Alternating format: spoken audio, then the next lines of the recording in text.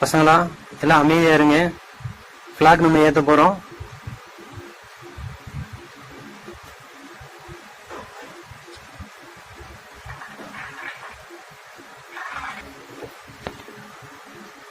எழுபத்தி 8வது சுதந்திர தின நாள் நல்வாழ்த்துக்கள்.